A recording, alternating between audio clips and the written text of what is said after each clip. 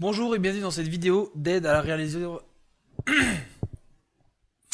Bonjour et bienvenue dans cette vidéo d'aide à la réalisation du TP numéro 7 sur SolidWorks. Alors nous commençons. Ouvrir une esquisse par rapport au plan de face. Je vais prendre l'outil ligne et je vais commencer à réaliser mon profil. Donc je prends bien le soin de démarrer à l'origine. Et c'est parti, une première ligne environ de 50 mm. 20, à peu près 30, 40. Là, je me place au-dessus de l'origine, je redescends, hop, je fais mon décroché. Je me remets au-dessus de l'origine et je termine. Voilà, échappe. Maintenant que j'ai réalisé mon profil, je vais pouvoir passer à la cotation.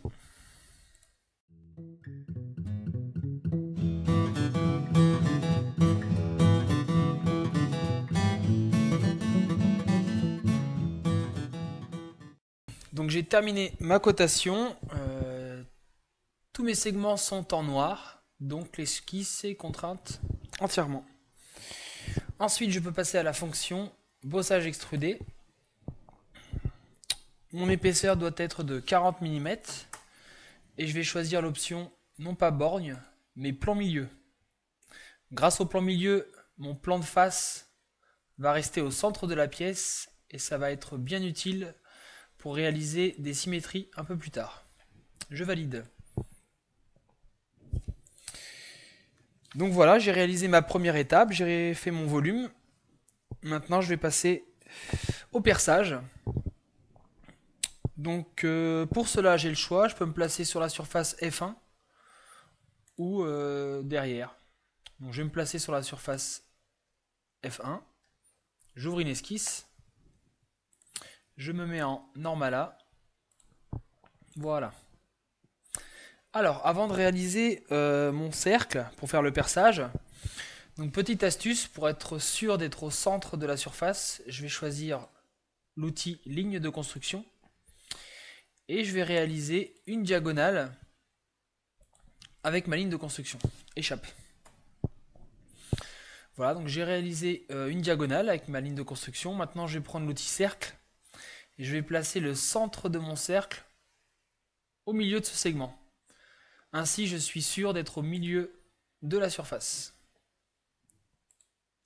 Je passe à la cotation. Donc j'ai juste à côté mon diamètre qui doit être de 16 mm. Voilà. À présent, fonction enlèvement de matière. Donc je me décale derrière pour vérifier que je suis bien au centre. Je choisis l'option à travers tout et je valide. Voilà, donc là mon perçage est terminé. Je passe à l'étape numéro 3. Donc pour cela, je vais me placer sur cette surface. J'ouvre une nouvelle esquisse. Normala. Voilà. Et je vais réaliser à l'aide de l'outil ligne un premier triangle en commençant bien en haut à droite.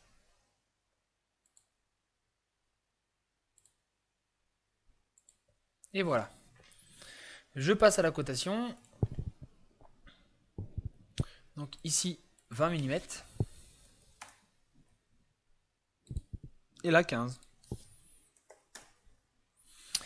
Voilà, je dois faire exactement la même chose en bas. Donc pour cela, je vais utiliser une symétrie.